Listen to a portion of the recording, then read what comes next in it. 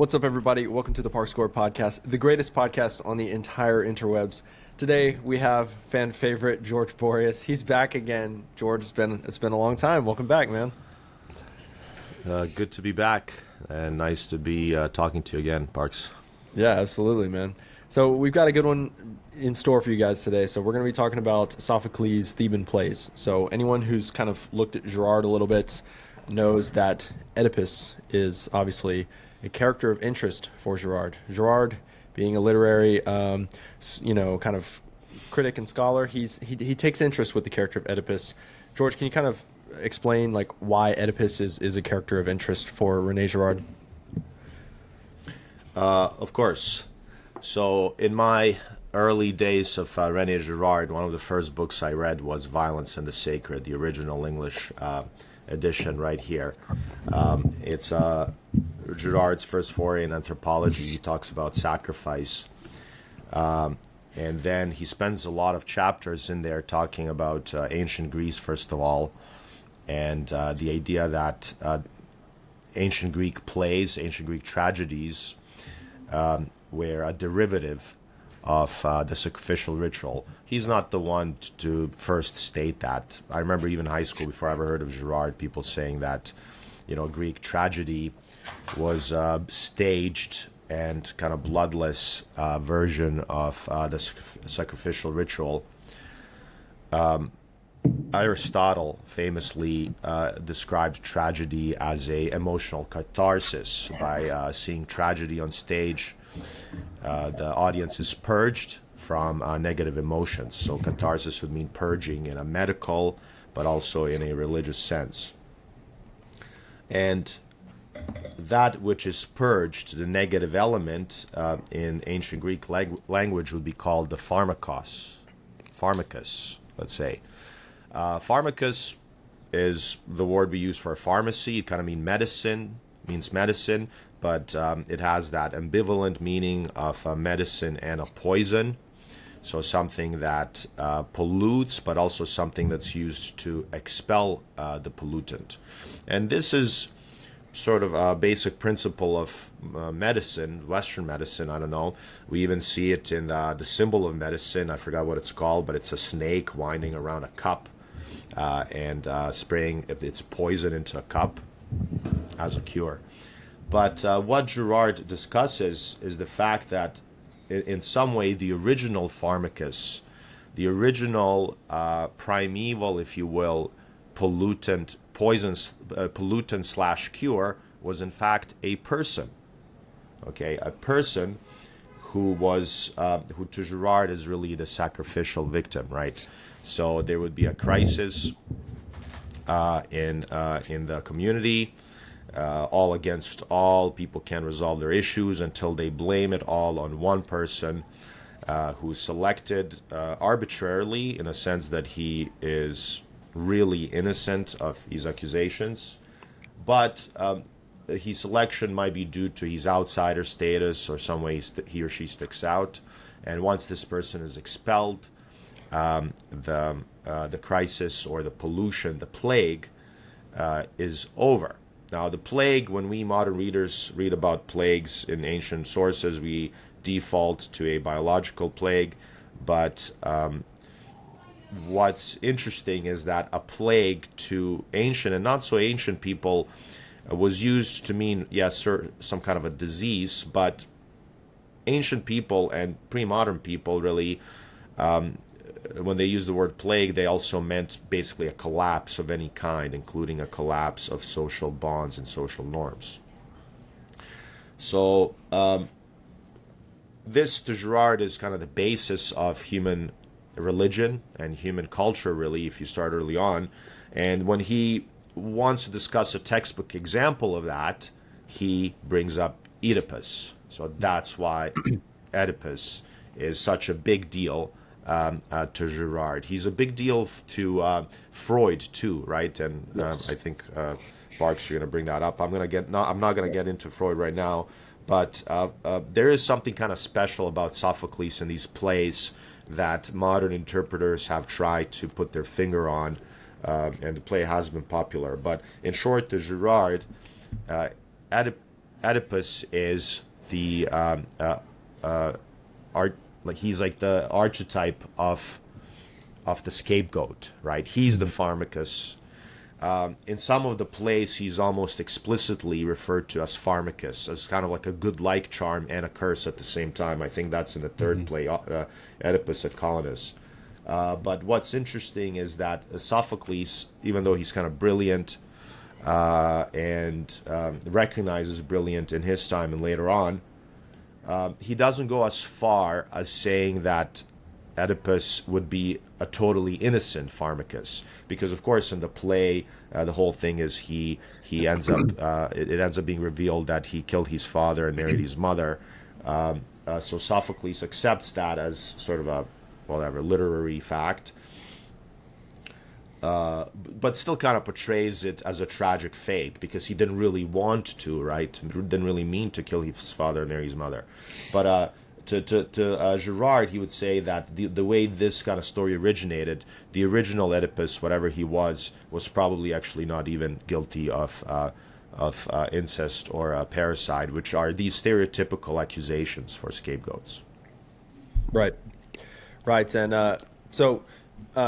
whenever I was kind of diving into this, so, I don't know if this is true for, where you're from, George, but here in America, the story of Oedipus Rex is actually, it's read in high school a lot of times. And I remember in high school not really thinking much of this story.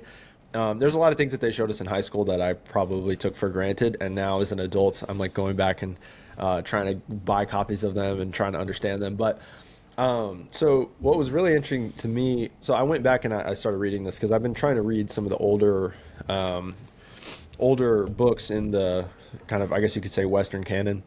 And the thing about Sophocles is, so I did not actually realize this until I was kind of diving into the intro for his Theban plays. But there's two sort of main things that I kind of want to pinpoint here, especially if we're looking at this from a Girardian lens, which is it's really easy to think, these were ancient people just doing some form of entertainment, right? That's what these plays were. But that I think is to kind of I think that's a bit too modern of a lens to look at these plays. So really, the Sophoclean tragedy, we can view it as almost a form of mythology.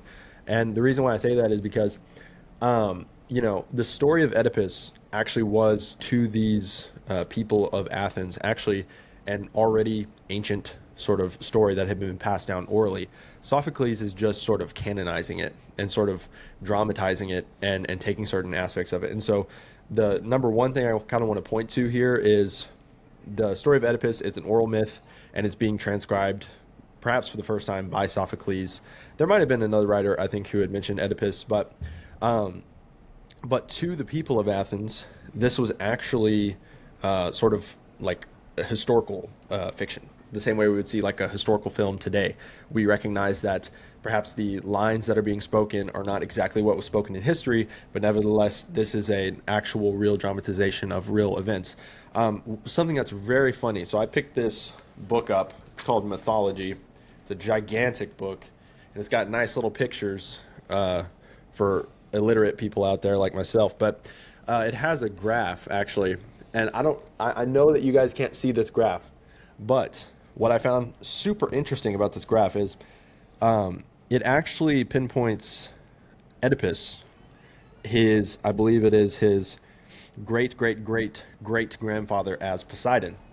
So in case you guys didn't know, Oedipus is related to Poseidon. And that sounds like a funny little joke, right? But what we're dealing with here is actually a serious topic, because ancient peoples, they did not see their mythical gods and heroes as totally divorced from their lineages. And in fact, we now, looking back on this with a Girardian lens, can say, oh yeah, of course, Poseidon was some man who was probably very proficient at seafaring, and he was later deified in myth. But the same sort of thing is happening for Oedipus, except the thing about Oedipus is we're reaching a sort of point in history with Athens. We're getting into classical Athens. Science and all those sorts of things are sort of becoming more and more part of the zeitgeist. Things like reason and stuff are becoming more and more popular among the people and the public and the intellectuals. And so even with Sophocles, we see sort of an awareness of this scapegoat mechanism. Now, the thing about the artist is the artist may not have on a totally conscious level an understanding of the phenomena that he is putting into his work. Like you might have a certain artist who, even though he couldn't explain exactly what scapegoating is, he's able to tell a story that's very poignant and that perfectly encapsulates this scapegoat mechanism. And it just, I think the reason why it's so striking is because he does tie it in with a very well-known story for the people of that day. Another thing that we have to pay attention to whenever we are looking at this story, actually, and again, this came from the intro section of the plays, was that in this day and age, religion actually was very much tied up with this concept of fate, right? There was this idea that men are essentially at the whim of the gods, and fate is sort of this thing where there's a very deterministic view of life. It's sort of like there's less hope in things like free will and like human overcoming, and more so this sort of sense that, well, whatever the gods are going to will for me, it's going to be totally arbitrary, and I kind of just have to submit to it. And the gods are scary, and I don't understand them, and we can't understand them. We can just hope that we, don't fall under their evil graces. But the thing about Sophocles, what was interesting is, in his day and age, the oracles and the prophets are functioning almost as a sort of like a Vatican sort of structure. This is how it's compared to in the intro. So essentially, the prophets and the oracles of Athens of that day had accrued a lot of political power on account of their, foresight and their perceived foresight, at least, and they're sort of thought of in the same terms as the Vatican, as sort of this like geopolitical force.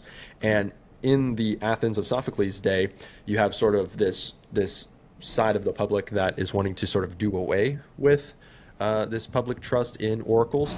And then you have people like Sophocles, Sophocles himself was a very religious person. He was actually, it said in the intro, he was pretty, let's see here. He was actually appointed to a peculiar office known as the Dexian, or the Receiver, which was an honorary role associated with a newly established cult of Asclepius. I don't know how you pronounce that exactly, but it was this god of healing in his day. And so we have here this sort of political undertone with the Theban plays, which is that, it's clear from these plays that you have people like Tiresias, the blind prophet, who is urging Oedipus, hey, don't look any further. Don't keep, I'm telling you, you don't want to discover the true identity of this murderer, because as George had presented earlier, there's a plague in Thebes. That's the main sort of thrust of the story. There's a plague in Thebes, and we're told that only until the murderer of the former King Laius is revealed and exiled, the plague will remain. And so Oedipus takes it upon himself to seek out this killer by all means. And at every turn he's sort of warned that, like, if he comes to the truth about who the killer is, which is himself, that it's going to be too much for him to bear. And so obviously we can get into kind of more detail what exactly that means, but I kind of just wanted to point out, I think it's very important to consider the mold of any thinker whenever you're sort of looking at their writing. So Sophocles, he was a very religious thinker. He was a political thinker, so obviously he was a general. And then also too, I thought this was very funny. So Freud picks up the whole thing with Oedipus later on and says, oh yes, the Oedipus complex. Everyone wants to do this.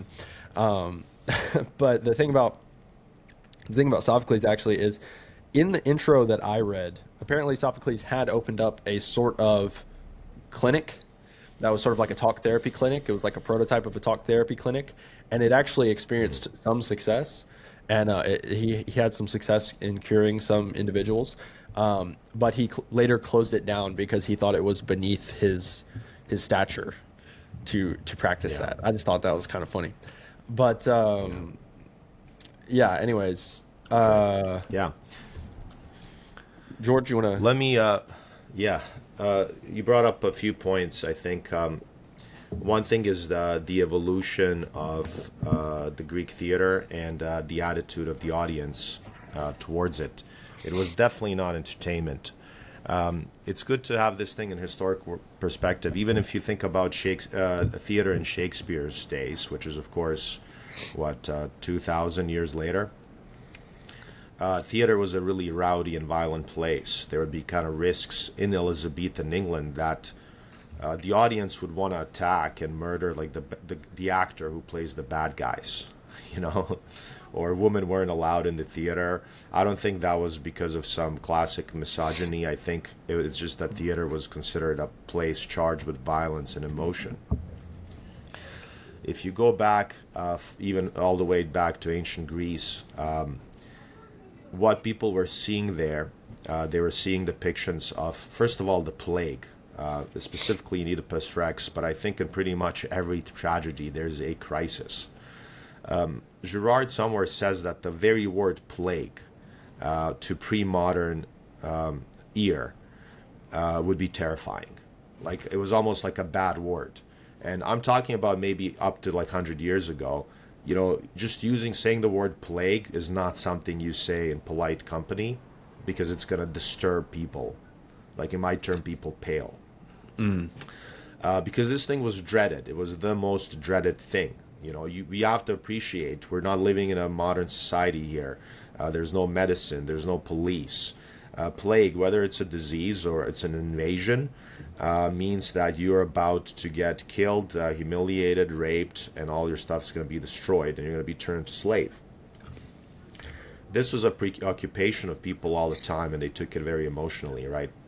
So when Sophocles stages stuff like that, it's going to get people riled up, right? I think just staging a play, I mean, you can't do it. You don't get the artistic freedom, right?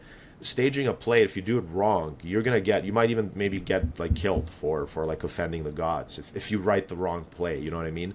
I'm kind of speculating here, but I just want to create an appreciation here that the subject matter is very touchy and it needs to be handled with a lot of care. And as an artist, you have to pull that off. You're not being judged on how creative or witty you are necessarily. You're being judged on your ability to kind of answer certain questions, or let's just say you're being judged on your ability to create harmony or basically create civilization, get people to calm down and to have a better understanding of violence.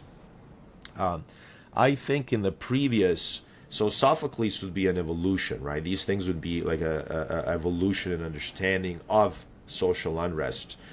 If you look at archaic societies that were recorded by modern anthropologists, there was no Sophocles.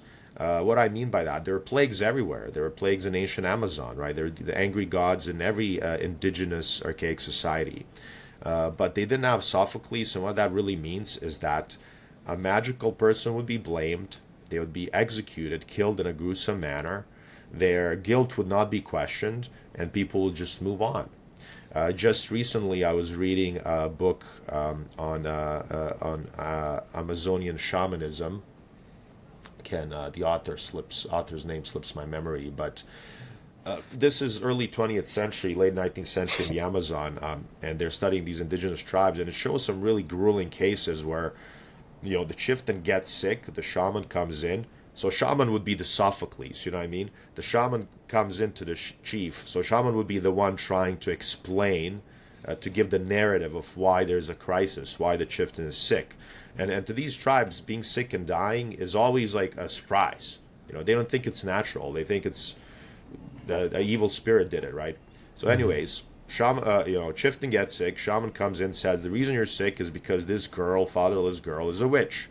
This 9-year-old fatherless girl who's like actually really beautiful, or she sticks out in some way.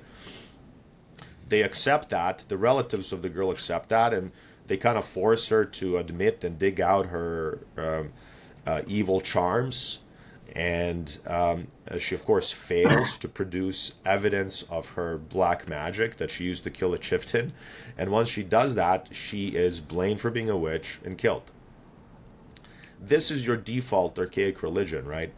So if we go back to ancient Greece, there was this story, foundational story in the city of Thebes, of a crisis where the culprit was found out. He did a heinous crime. He was the king. King also sticks out. And I keep repeating this as a side note. In archaic times, being a king was a very ambivalent thing. You are a king on one hand, you do get a lot of authority, but on the other hand, you're gonna get killed. You're gonna get sacrificed if things go wrong. And things went wrong often in archaic societies. Yeah. And also, being an archaic king doesn't mean you have tanks and armies. You kind of have some authority, you know? Right, right. Well, and George, can I point something out to you actually? So in the play of Oedipus Rex, I'm glad you made that point because, so Creon, who is the brother-in-law of Oedipus. So Oedipus, after Tiresias, the blind prophet, comes to Oedipus and pretty much says, the murderer that you seek is you. It's you yourself. Oedipus at first is like, he accuses him of essentially being paid off. Like, you have been sent here by my political adversaries to try to undermine my faith in my own rule, and you are now my enemy, and I'm going to seek out whoever the conspirators are. So he goes to Creon, his brother-in-law, who actually in the play Antigone actually does take the throne. But he accuses Creon. He says, "You're trying to take my throne. You are trying to conspire against me in this time of upheaval." And Creon actually gives a good point that it illustrates the point you're making, which is essentially Creon says, why would I, who sleep easy at night right now, want to take on a life of anxiety? Essentially saying the throne, being someone on the ancient throne, it's actually not as like enviable as you would assume. We always assume in the modern times that the king is some sort of tyrant who just sort of gets to consume the people for his own benefit. But as we see in Fraser, as we see in Girard, the king is actually someone who they're sort of groomed to be a scapegoat, and they're very heavy laden with taboo. Every single second of this person's day is sort of heavy laden with taboo and ritualistic restrictions and all these sorts of things, because they are sort of thought of as being responsible for making sure that the rain comes at the right time and the sun rises tomorrow and these sorts of things, and the plague stays away. And so like you were saying, it's not this is a we really have to understand this if we want to understand the ancient office of mindset. The king. Absolutely. And as civilization progressed, so it's sort of if there's success, even in archaic times, the king, it is a good thing to be a king, right? If the times are good. But then as civilization progresses overall, as we get more and more advanced as humans, yes, then kingship actually becomes more and more of just a privilege. But even in today, you can say it's not a pure privilege. But anyway, to go on with Oedipus myth, right? So yes, we're kind of trying to think about the forgotten archaic background to the myth. I was saying how the original Oedipus story might have been just like he was definitely the bad guy. There was a plague in ancient Thebes. They figure out the witch. Oedipus was the witch. He was this evil guy who killed his father. Maybe in the original myth it was deliberate, right? Because he's a sorcerer. Okay, yeah. You see what I'm saying? Yeah. And in the original myth, he's a sorcerer. And then that was just a festival. That was just, every year or something, they would have a festival. They would remember this evil sorcerer, this king that everybody trusted. Nobody would have been surprised king was the bad guy, because we just said that a lot of times they were interpreted as the bad guys. So, when they killed the king because the rain didn't come, they didn't think of it like we would do. It's like, well, sorry, we got to do this. No, they're like, you're the king, the rain didn't come, it's because you're a sorcerer. You know what I mean? So there would be a heavy charge. But anyway, so in a Girardian sense, the advancement, the leap of Sophocles is to soften the myth, because what Sophocles is having this kind of almost like demi-Christian revelation, where he begins questioning the bad guy, good guy dichotomy, sorcerer. He's starting to basically question archaic religion, saying that But that's what I mean. He doesn't go too far, and Girard keeps repeating it. He doesn't go as far as saying that that Oedipus did not commit parricide and incest, and that he's an arbitrary victim. That would be pushing it too far in his day and age. But he does create this play where his crime is tragic in the sense that he didn't really mean to do it, and then in that sense he's an innocent, he's a suffering victim. And that's where, basically, that's why Girard would place this Greek tragedy kind of halfway between archaic ignorance and sorcery and Christian revelation. Jesus Christ reveals that these archaic victims are arbitrary. Absolutely. So and that create so the play does have a lot of this wonderful irony, like you said, the powerful irony of Oedipus swearing he'll find out the killer, but he's the killer. That's a great plot device, no doubt. But right. That's kind of a thing. That's another thing that makes Sophocles great. But my thing is that this shift, and it goes back to your oracles thing, right? In that day and age, I would say, because Sophocles is 400s BC, right? So he's kind of 100 years. So Sophocles would be big, I think, a century before all the philosophers show up in Athens. Socrates, Plato, and Aristotle. And at that time, there's probably actually this disenchantment or this moving away from, first of all, archaic sacrifice, but also like total respect for oracles. And you brought that up, this thing where oracles were really powerful. I think they certainly were at some point. They were kind of the Vatican, but maybe in the Sophocles time, they were that political grip was already loosening, and there was a bit of a crisis. So Sophocles comes in, and he provides this amazing resolution. He kind of sets a new narrative where, like, yes, we still have to respect the oracles, but it's not as archaic and ignorant as it used to be. Right. Yeah, I think it's Sophocles, like you said, he is sort of right before the advent of the sort of classical philosophers that we like to think about when we think about Athens. And the main thing here, is, I think absolutely Sophocles is maybe trying to pump a little bit of the brakes on this absolute revolt against the oracles, because it said in the introduction that actually.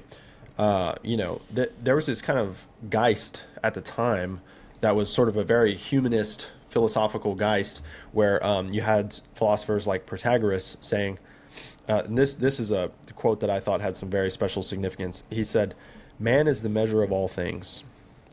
Okay, so this is sort of a very humanist idea, and Sophocles seems to be writing his Theban plays almost as a reaction to this, because in the Theban plays, the oracle or the prophet or the sort of divine aspect of society is not something that is totally able to be discarded, or he's very careful to let us know that it's somewhat foolish to totally disregard what is being said by these oracles, only because Oedipus is at every turn being warned of what will happen. And even in the other plays like Antigone, Creon is being warned that if he because the main thing here is that Oedipus, he's trying to get his will at any cost, and he's trying to uncover the truth at any cost, and Creon is trying to enact his sort of tyrannical form of rule on Thebes at any cost, and both are warned that there will be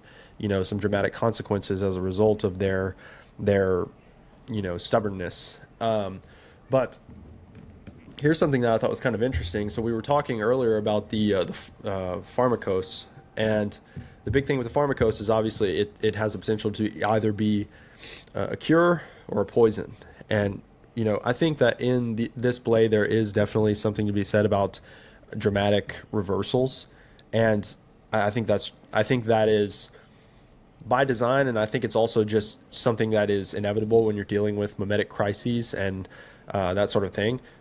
Here's just a few that I listed, and tell me if you kind of recognize any more. But so the blind prophet is the only person who sees what's coming. Oedipus says, "If I'd been present then, there would be no mystery," talking about when his father was murdered, which is ironic because, of course, he was there when his father was murdered, because he murdered his father.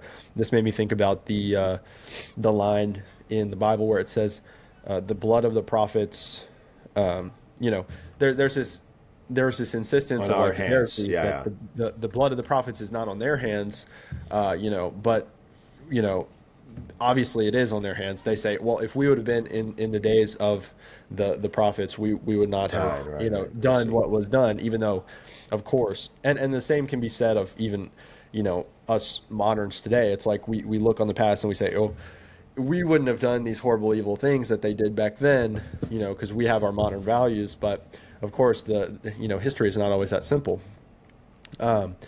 Another one, Oedipus says, "May the curse I just called down on him strike me," which he's calling down a curse on the person who murdered his father. Obviously, he is the person who murdered his father. It's ironic because it does indeed strike him. Oedipus is the most vigilant persecutor against his own crimes. And then Yeah. realizing the truth causes Oedipus to want to blind himself, which is obviously a symbol of no longer wanting to know. Like once the truth is revealed, you don't want to know, you know, what it is. And then finally, the man who is most beloved, because obviously the play starts with we enter and Oedipus he's king because he essentially solved a riddle of the Sphinx. He, by his own intelligence and his own cunning, he is able to sort of rescue Thebes out of a former sort of period of problems. But you know, he goes from being the man most beloved, which is who the king is, to the person who's most hated. And obviously, this is just the nature of ancient kingship. And so, yeah, I think one thing I kind of want to ask you about, George, is something that I kind of noticed in the play, but I didn't really fully get to kind of flesh out for myself as an idea, is this concept of, you know, self-identification as a sort of, you know, a doomed sort of pursuit. Like Oedipus is striving to uncover his own like the truth of his origin. He's striving to uncover the truth of, you know, who killed, you know, his father, or who killed the former head of Thebes. I don't know if there's anything there. Um, a lot of it, I think, was just, you know, the best thing that I was able to come up with is essentially that, you know, in the modern West, we do sort of have this sort of identity crisis, you know, like people talk about identity politics, right? A big thing in the news nowadays is this concept that you can sort of self reassign your gender. You can sort of you can question how we ought to view our own past. And I thought about this just in terms of like, because I think there's a big focus in a lot of these plays of a struggle for what the founding myth will be. I especially think that that was the case in Oedipus at Colonus, which I don't know if we'll get to that in this podcast, but and also in Antigone. There's this, a lot of it Yeah. has to do with this struggle to get control of the founding myth, the founding sort of narrative. But I don't know if you kind of had anything to go from there, or Yeah, it does. I had another point to make that can apply to this. It's a complex topic. I mean, everybody's. I think that was always a question, but to give it a sort of to give it a point of departure, I think violence would be a point of departure, because going back to that Girardian framework, right? There's a crisis. Everybody's at everybody's throat, and creating the founding myth, in some sense, boils down to figuring out whose fault it is, right? Who's the villain that needs to be expelled? Who's the uncleanliness that needs to be expelled? Maybe it's not all of it, okay? But that's what I'm saying. Like, we got to start from somewhere, right?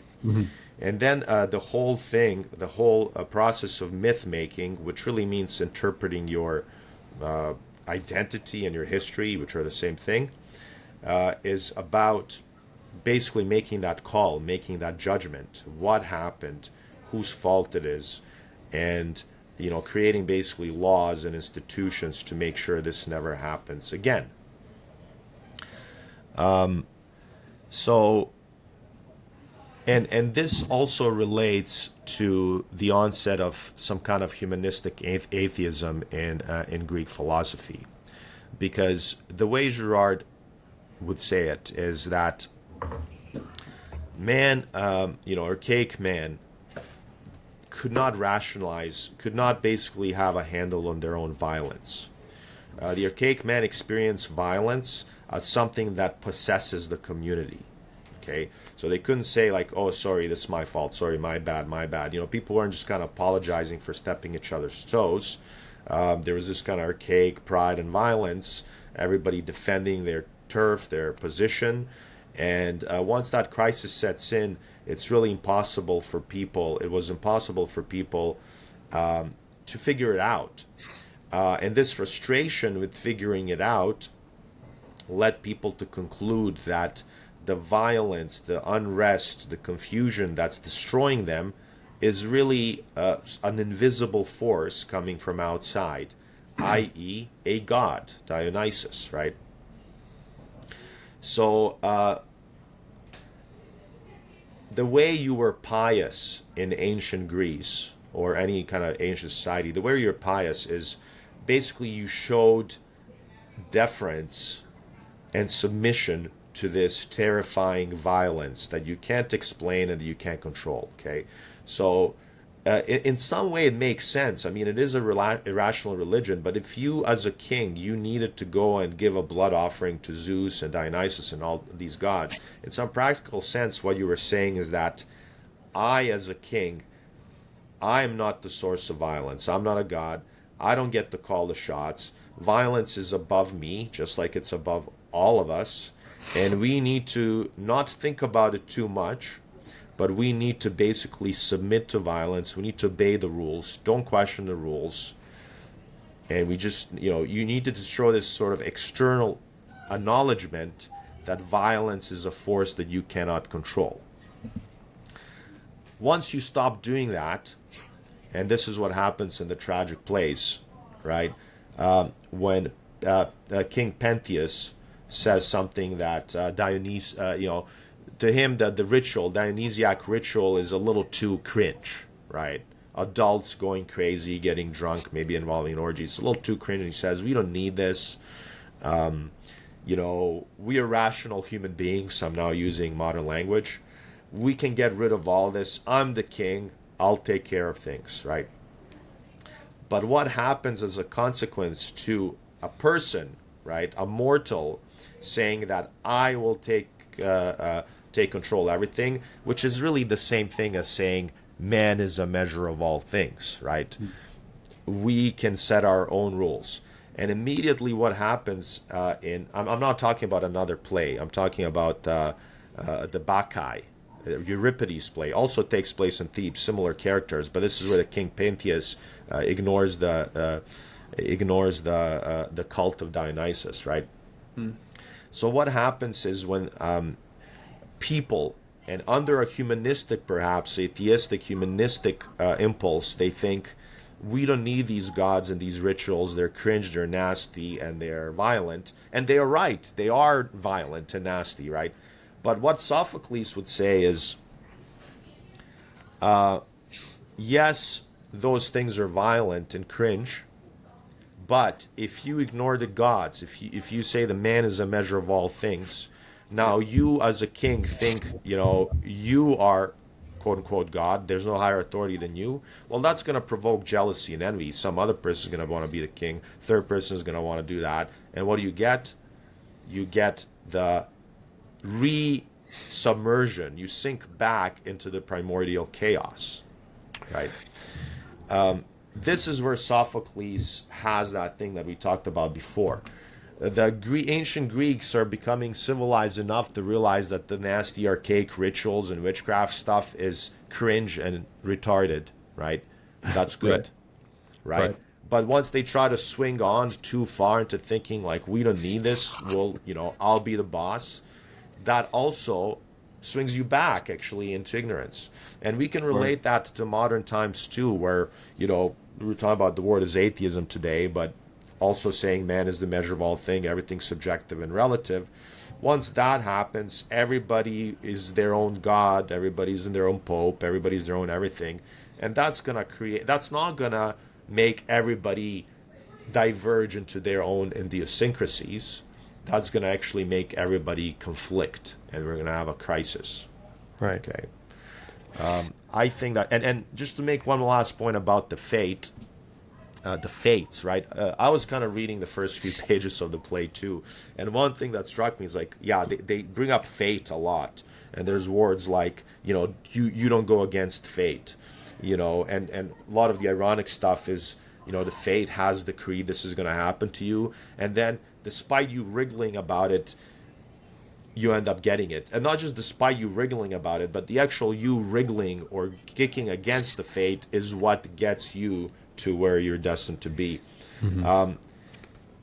What I would read into that would be, again, I would tie that to violence and what I was just saying about this idea that once you say, I'm independent of the divine, that's when you get gripped by the divine violently. Because if we're going to use violence as the thing, you're saying, I don't need to be pious. I don't need to be afraid of violent gods because I can handle it. Once you do that, you basically become egotistic. You create an egotistic society. What is egotistic society? What happens to egotistic societies? They go at each other's throats. And that going at each other's throats, that crisis becomes the manifestation of the wrath of God whom you neglected. Yeah, I think, okay, you just tied it together for me for, like, in a way that I actually didn't see before in terms of the main conflict in Antigone. So obviously, we've reached the end of Oedipus Rex, and by the end of Oedipus Rex, he has become the sort of magically charged, ambivalent daemon that we all know. And there's this line at the very end where he's poked out his own eyeballs once he discovers the truth of who he is. He's bedded his own mother and he's murdered his own father against his will, really. I mean, obviously he was pursuing this truth of who the murderer, or who the murderer of the former king was, and it turns out to be himself. And obviously this was, for people who don't know the play, the whole idea here was that this was a part of prophecy. His parents had a prophecy given to them that, their child would do these things to both of them. That much is obvious, right? But by the end of the play, obviously he's a wreck of a man. He's a shell of his former self. There's a line where it says he beckons to the chorus as they shrink away, and he says, "It's all right. Touch the man of grief. Don't be afraid. My troubles are mine, and I'm the only man alive who can sustain them." And the final words of the play actually read, "Count no man happy till he dies, free of pain at last." And so, obviously, the people here, you can see that they have been sort of fully convinced that there's something sort of magically contagious about this man. We don't even want to touch him. And a lot of people, no one actually wants to touch him in the play by the end of it, except for his own daughter, Antigone. Now, Oedipus at Colonus kind of opens up with, essentially, there's been this new prophecy circulating that wherever Oedipus goes for his resting place, that place will win a sort of decisive battle, and whatever place exiled him will suffer defeat. And so obviously he goes to Colonus, which was sort of a satellite town of Athens, and there's a line at the beginning of the play where he says, because people are essentially there's the people at Colonus at first are hesitant to take him in, and then they're convinced that, hey, this guy, he's just down on his luck. He's obviously suffered everything. He really didn't deserve this. He's a just man. We ought to take him in on account of this prophecy and on account of his pretty much his innocence. But then Creon, who's his brother-in-law, who is getting ready to assume the throne, has gone after him and essentially wants to take him back. Originally, he had been exiled, but now they are pursuing him and wanting him to come back to Thebes, because they're like, well, we exiled you because we thought you were really bad luck, but now we want you back because we have heard that you're actually going to be very good luck. And so at part of the play, he's being accused of essentially being guilty of for some reason. They're essentially saying, well, Oedipus, something like this doesn't happen to an innocent man. And Oedipus says, as for me alone, say my unwilling crimes against myself and against my own were payment from the gods for something criminal deep inside me. No, look deep hard. Or, sorry, no, look hard. You'll find no guilt to accuse me of. I am innocent. So Oedipus is at least convinced of his own innocence. He knows that he's the unhappiest sort. He's the only man alive who can sustain these sorts of troubles. But he is convinced of his own innocence, in spite of this, which shows that he's not entirely hopeless. He's not entirely broken. He at least has some solace in the fact that whatever town will take him in will be a place that is sort of blessed. This reminds me of Job 27, 5-6, where Job is essentially being accused by his friends. Job has lost everything. He is sort of almost like an Oedipus sort of figure because he's had this awful fate befall him through no fault really of his own. And his friends are saying, Job, you must have done something. Like, this sort of thing doesn't happen to a man unless he's done something to royally piss off the divine. And Job says, far be it from me to say you are right. Till I die, I will not put away my integrity from me. I hold fast my righteousness, and I will not let it go. My heart does not reproach me for any of my days. I just thought that line reminded me of Job. And I think you pointed to this earlier, and I think this is definitely worth discussing. I think in Sophocles, we do start to see the beginnings of a sort of Christian awareness of things like the scapegoat mechanism and a Christian orientation toward the divine, because obviously, like you said, the Greeks are still very much embroiled in this false dialectic of, well, do we worship these demon pagan gods, or do we just discard them entirely and discard the divine entirely and make man the measure of all things? We would say as Christians that this is a false dialectic, because on the one hand, these gods are demons, we don't need to serve them, but on the other hand, there is actually a real divinity that is that you ought to serve, or it's going to be serious trouble. And so I'll kind of just blast through some of the things that happen in Oedipus at Colonus, and then you can stop me if anything kind of piques your interest, George. But so his son comes to him. His two sons are actually battling for the throne of Thebes, which I think is very interesting, obviously, because that's a super clear symbol of mimetic rivalry.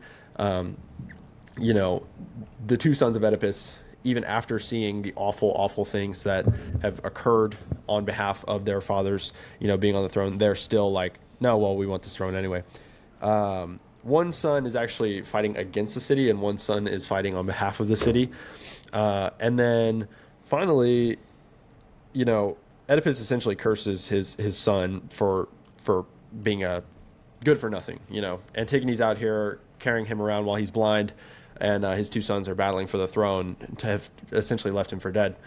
Well, in short, he ends the play at Colonus essentially rewarding the people of Colonus for their hospitality by saying, I will take my resting place here. You guys will be blessed, and Thebes will essentially be cursed. And what's really interesting here, and I wonder if you can kind of elucidate this for us, George, is it's very important in Oedipus at Colonus. An important part of the prophecy is that if his resting place is to confer blessings, it must be kept secret. I have my own kind of personal theory on what this means, but I kind of wonder what if that draws anything out, from your perspective. Well, I would Girard again. Girard's idea here, Oedipus at Colonus, right? In this place, throughout this entire play, Oedipus has become a walking, talking pharmacus, okay, in a very classic sense. And part of being a pharmacus is you're both a poison and a medicine, okay? And we can talk about why that's true. The bad guy, good guy thing, the fact that Oedipus feels innocent, that's all very interesting, because again, Sophocles is introducing this new level of reasoning and logic and sort of rational justice into the thing. I'm not saying he invented it, right? But he's just, as a playwright, he's putting it in there. So there's this kind of new age, new rational, good, positive thing of debunking, demystifying unjust persecution. But to an audience listening to this play who are very close to archaic times, you wouldn't have to explain a lot to them that this kind of victim of divine wrath is both a poison and a cure. And they wouldn't get, an archaic mind doesn't get caught up that much into the moralizing part of it. Part of it is probably, if you just think about the fates, how guilty or innocent could this guy be if everything was already arranged by the gods anyway? But putting that aside, what you notice about Oedipus being a walking, talking pharmacus is there's this tug and pull between Athens and Thebes, two cities that are kind of close to each other over a couple of hills. Who's going to own this charm? It's a good luck charm. He's a living talisman, even though he's still a poison. And a lot of references of that in the play, okay? And one thing that pops up a lot that Girard mentions is that people who want to keep Oedipus as a good luck charm, they kind of want him to either stay near the city, but not in the city. And if he dies, they want him to be died near the city, but not in the city. And this is the significant part about the burial place. Why is that? That relates to the entire archaic sacred or violent sacred. That kind of summarizes the attitude of people towards violent sacred, which you call the demonic, but let's just call it violent sacred. This kind of force that's violent, that's not loving God. But what is it? Remember what I said just a bit earlier. If Dionysus, if the god comes into the city, because he's a source of violent sacred, a god can't be inside the city and intimate with the people. A god coming inside the city really means the plague. Okay? It just means destruction. But if the god is too far away, if the sacred is too far away, that kind of means you're forgotten about it. You don't do the rites. You don't do the rituals. And now you forget about the sense of sacred, and you again get the plague. The god comes back. So, to these archaic mind, the proper relation between the person and the sacred was to keep it at a mid-distance. You keep it so Girard compares it to a fire, right? If you stand too close to the fire, it burns you. If the fire is too far away, it's useless to you. It doesn't warm you and it doesn't show light. You want to keep that fire at a good enough distance. And that's super, that Oedipus at Colonus just kind of maps that out in almost a caricatural way. They mention all those things, right? Oedipus is both, they don't want him in the city, but they don't want him too far away. He's cursed, he's dangerous, he's violent, but he's also a good luck charm. So it kind of summarizes that archaic attitude in a really brilliant way. As to why keep it a secret, I don't have exactly a theory, but I would think along those lines. And just to speculate, this was also kind of common in ancient times. I know that, Mongol kings, khans, like Genghis Khan and so on. In China here, actually, it was very common to bury the king in a secret place. And what they would often do is they would get a bunch of people to bury the king, and then when they come back, they would kill all of them as a sacrifice so that nobody has an idea where they're buried. They say Attila the Hun, the great Hun who conquered half of Europe, his grave is somewhere in Hungary, but nobody knows where. And there are people actually going around there trying to find the grave, like the treasure hunters. They think they're going to find like a whole cache of gold. Wow. But there was something about that not getting too close to divine. I don't know. Why exactly should be kept secret? It's a good point, but you can, I guess, good time for you to tell us your theory. Well, so, first of all, I think what you kind of hit on with just the superstitious aspect of it, I think that's a very good explanation, because we know that in superstitious or primitive sort of religions or magical systems, obviously, There's a sense in which like produces like, and there's a sense in which even people would a lot of times hide what their name was. They wouldn't even reveal what their name was, because the idea is, if I can get a hold of something of yours that's very psychically or mystically charged, then I sort of I have a hook in you. I have some control over you. So obviously, a king, if I have relics of your king, then it's game over for you and your tribe. They would, a lot of primitive peoples, they will, bury toenails. They won't even just discard toenails haphazardly. And so that makes a lot of sense what you're saying. The whole time I'm reading these stories, I am trying to think about Sophocles as almost like a proto-psychologist, because obviously we know Freud was drawn to these stories for a certain reason, and René Girard himself was very drawn to these stories for a certain reason. René Girard actually, I would say René Girard himself was a sort of a psychologist. There's a line in his book that says that, mimetic theory is cheaper than psychoanalysis, which I think that was probably one of my favorite lines from René Girard ever. Both because obviously it's cheaper because you're not going to a talk therapist, but also in a sense that, it has a lot more explanatory weight than, say, something like the Oedipus complex, in terms of human behavior. And it makes, to me, a lot less logical leaps. It requires a lot less, kind of trying to string together a bunch of different things that are not completely, not totally obvious. But that being said, I think that part of the value of keeping the burial place secret is, number one, the superstitious aspect. But then number two, in a Girardian sense, we know that for a myth, for a myth to sort of have some power over the minds of superstitious men, it does need to have some aspect of obscurity. There needs to be some sense in which the myth is covering over something. And Girard says that a big part of any sort of scapegoating myth or founding myth is a sort of a lie.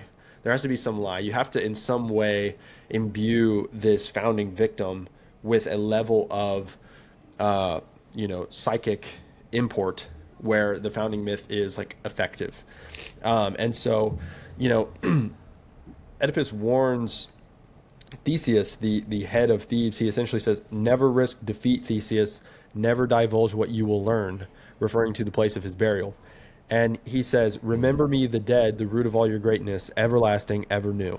And so in a sense, I think there is a actual real root of greatness that is not merely superstition in this case, but actually real. And I think it's that the city whose founding myth is one in which a very powerful figure possessed with unique ability to dispense curses and blessings is found favorable in the sight of that figure.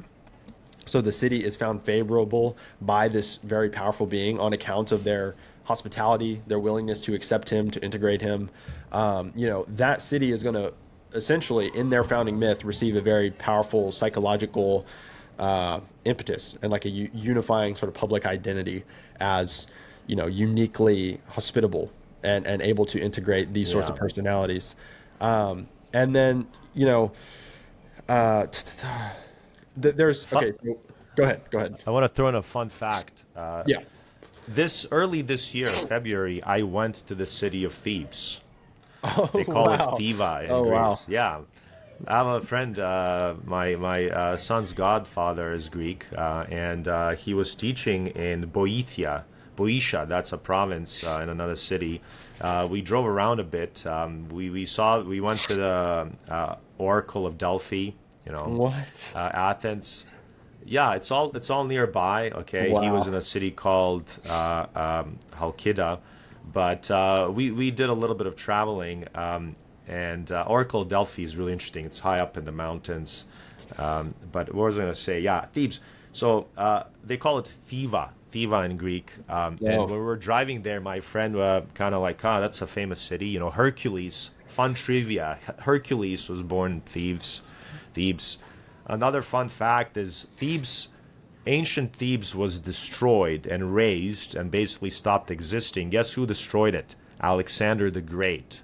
because Thebes was one of the cities that refused to, or like the only city that refused to recognize him as the new king, and he Oh, just wow. basically wiped him off the face of the map. Like he Holy destroyed their cow. walls. Before Wow. that, they were one of the main cities. They had seven gates, but when we were driving to Thebes, my friend's like, he kind of gave me a warning. He's like, you know, Thebes is famous in Greece for being the ugliest city in Greece. Wow. Wow. I gotta go He's like, look I up. just want to give you, I want to Yeah. give you a heads up, you know, like don't expect some amazing stuff. And we went there, and it's actually the town. So like cities like 40. It's like a mid-time. Like think about like mid-level American town. I don't know, 40, 50,000 people.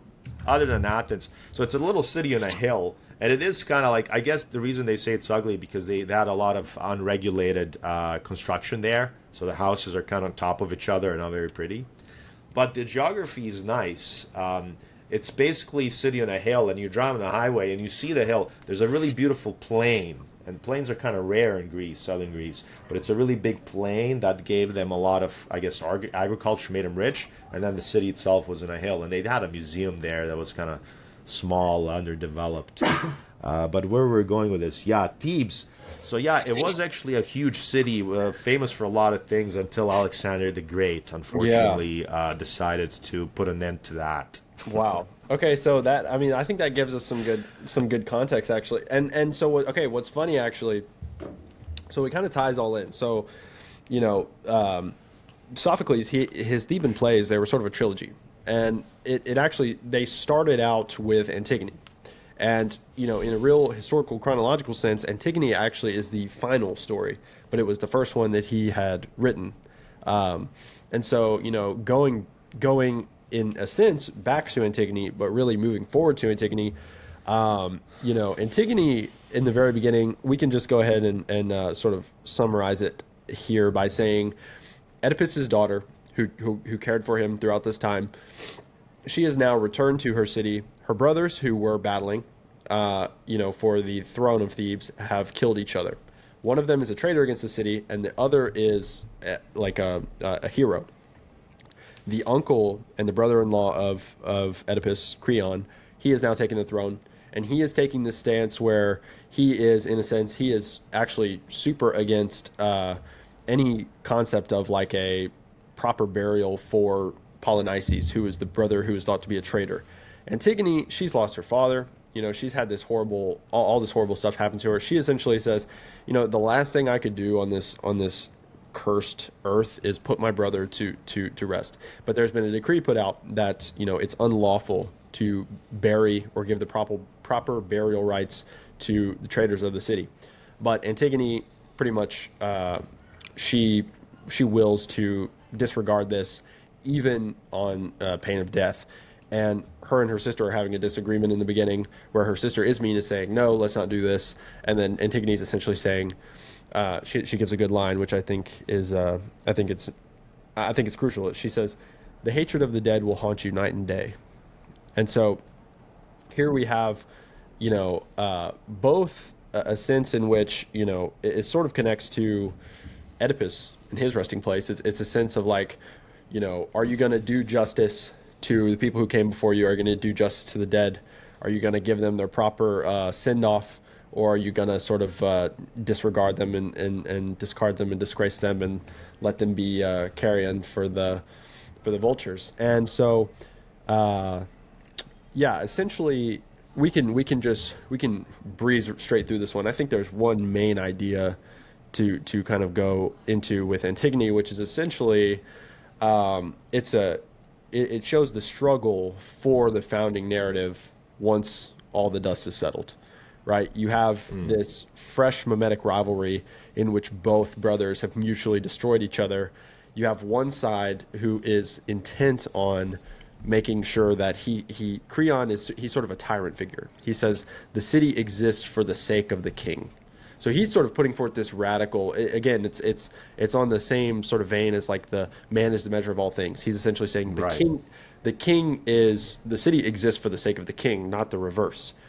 So he's trying to do this reversal on the sort of divine laws, and Antigone is essentially saying, even if the city and the state decrees this thing which is against the divine law, I still, out of a sense of filial piety and out of a sense of divine obligation, am going to give my brother the proper burial rights, even if he's being maligned by this new social order.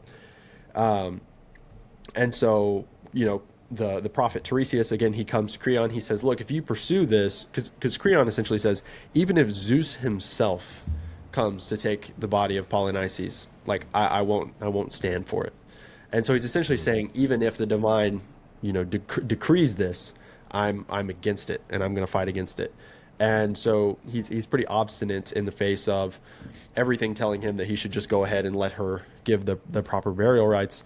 And so he's told that there will be death come upon his household if he does not desist from his his stubborn will in this case. But he just like Pharaoh in Exodus, he relents, and then his heart hardens, and he insists on his will and on making sure that Antigone dies. And so there's a line at the very end. I think it's very Girardian. He essentially says, because again we talk about Sophocles as this sort of, he's nearing a sort of Christian understanding of our relation to the divine and Christian anthropology.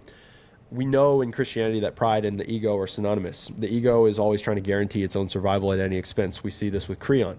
And pride is thought to be this sort of crown of all the vices, and it can prevent a change of heart or repentance. And it prevents a desisting from self-will in order to submit to the will of God. And so, to wrap it all up, Creon makes it very clear just how difficult it is to turn away from self-willing, especially at the height of a mimetic rivalry like what he has with Antigone. Because at the height of mimetic rivalry, one is ultimately tempted to persist at all costs, even at the cost of mutual self-destruction. And he gives a line where he says, "Oh, it's hard, giving up the heart's desire." Yeah. No, that's good. That's good. I like that summary. What I remember from Girard for Antigone is just the 2 points that you already mentioned. One is just the warring brothers theme and a difficulty in distinguishing them, who's the bad guy and good guy, and related to that, the struggle for the foundational myth, right? So this idea that we need a good guy, that's what Creon's saying. We need a good guy and a bad guy. We need to create as huge of a difference between them as possible. And the way I'm going to do it is in the burial rites, right? And then Antigone is basically undermining.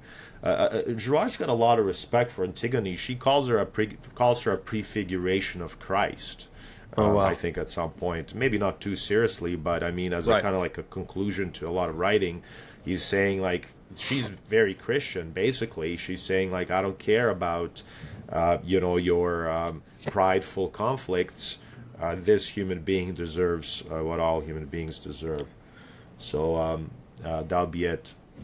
I Yeah. wanted to throw in one more thing about Freud, because Freud also talks about ego and superego and so on. And earlier on, we mentioned the Oedipus complex. I think Freud plays a big role in the genesis of Girard. I kind of think that Freud is kind of a precursor of Girard, and Girard acknowledges that.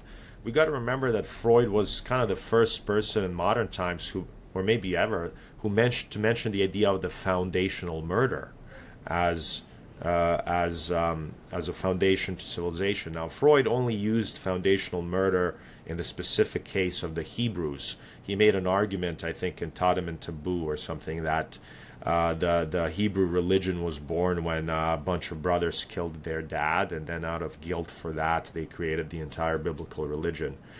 Girard says, like, wow, he got really close, but he kind of he shut down on himself. So, for example, for Oedipus and Freud, Freud, of course, developed the Oedipus complex, saying that we all want to commit, incest and parricide. And Girard sees that as just another mythology. So Girard sees Freudian psychoanalysis as another modern way, kind of like a last attempt to shut down the Christian truth. So the truth is that the victim is innocent, right? the way the archaic people shut that down is by saying that no, there's sorcerers who would like to commit incest and parricide. And then Freud says, of course, Oedipus wasn't a sorcerer, but guess what? We all want to commit deep inside incest and parricide, and we all have. And then he developed a literal mythology of ego and superego, which are kind of arbitrary things, obviously not found in science. Yeah. So Girard ends up saying Freud is this guy who tries to kind of shut the lid on the Christian truth coming out, and he does that by creating a mythology for the modern times. And in a sense, Freud kind of reworks the Greek mythology and packages in this new psychoanalytical thing that again prevents you from seeing the truths, certain truths. I find that really fascinating. In a way, Freud kind of takes the wrong message. He takes a deep message from the plays of Sophocles, but he takes the wrong one, and everything he does, he just kind of does to obscure the partial revelation, which we get towards with Christianity. Right? Mm-hmm. And another, I think, interesting, just I'll be quick on this one, but Girard, I couldn't find it, but Girard says somewhere that the Byzantines, Eastern Roman Empire, medieval Christian Byzantine Empire, they used to stage Oedipus king, and they referred to it as the Passion of Oedipus. Have you heard of that? Well, no, actually, that's really interesting, actually. That's really interesting. I tried to dig it up. I couldn't. But he's basically saying Byzantine Christians kind of understood that Oedipus is like a Job figure. He's basically an innocent scapegoat and a precursor of Christ. That's why I call it the Passion of Oedipus, just like Passion of Christ. I couldn't dig it out. I don't know. I wish I could. But you do have this thing of partial revelation, then Freudian kind of rewrapping of the myth, and then like the Christian total revelation is that no, these people are innocent, we are sinners, but we got to confess it, and so on and so forth. So I think that's another big topic, but I wanted to make sure I throw that out before we wrap up. Yeah. Okay. This is you. Okay.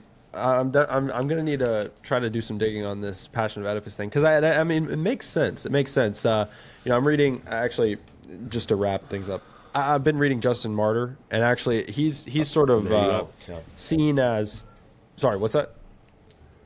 There you go. I think maybe he's the one who mentions it. Even he might. There's a small chance. Yeah, he is a bit. Well, maybe he's not a Byzantine, but close. So he apparently he was pretty innovative for essentially pointing to a lot of pagan religions and a lot of pre-Christian religions, and essentially making the claim that all truth that is within these religions, any semblance of truth that is in the religions, is essentially, it essentially belongs to Christianity, which I think is a bold claim, and I love that claim. He essentially says that there's seeds of truth in all of these other, philosophies and religions and stuff, but ultimately they owe that to the fullness of the truth that is revealed ultimately in Christianity. And so, and I think the same can be said for the myth of Oedipus and that sort of thing, because I think we've displayed that here tonight. But George, thank you very much for coming on. It's a pleasure as always. And guys, if you haven't, please go check out George Boreas. George, you want to go ahead and plug your stuff? Right. I'm on Substack, Boreas Substack. I got my own podcast. You can find on Apple. Just type in Boreas Podcast. So, yeah, that's it. And pleasure's all mine, Parks. Nice talking to you. All right.